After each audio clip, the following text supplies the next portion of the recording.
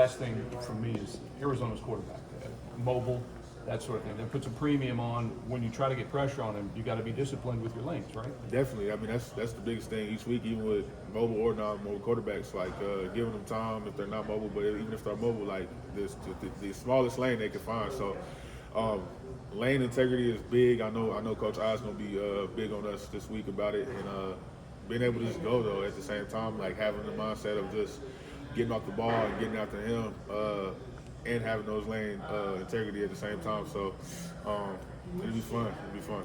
How would you describe the way Wendell Gregory plays? I think he's electric, man. To be honest, he got some God-given ability, like as far as his being and just natural instincts that he have.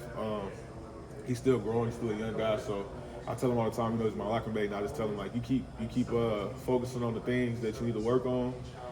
You got the ability to go as far as you want to. So I feel like once he continues to become a complete football player, the sky's the limit for him for sure. I feel like every week I watch him get 10, 12, 15 times where he's almost there at the quarterback. Yeah. What is, and I think that kind of speaks to what you're talking about, just how young he is.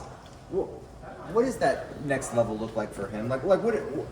How can he grow to go from those 10 or 15 times where he's almost there to where he's actually getting a hold of the quarterback on the like I said, just knowing his assignment and just I feel like coming with reps, like growing as a football player and as a man, is like the more reps he get out there and the more experience he gets, he's gonna get better over time. So this is his first year playing, so really getting action at this level. And I think he's doing well so far, but just working with him and letting him know that he's like putting him in position to be his best is probably his biggest thing. So the more he grows, I feel like the better he'll get and the more he'll get home to the quarterback for sure. Do you see opposing tackles get frustrated with him in some of these games? Yeah, definitely. I mean, that last game we played, I think he got held like 3 plays in a row. So it's just like, I mean, it can definitely be hard being a bigger, taller tackle, having to deal with a guy that can bend. And he's not a weak cat either. He's strong at the point of attack and his rushing and everything like that. So it could be frustrating for those bigger tackles for sure. As one of the vets on this group, just sort of how have you weathered the last week? Just trying to keep the main thing. Just focusing on what I can control and what we can control as a team.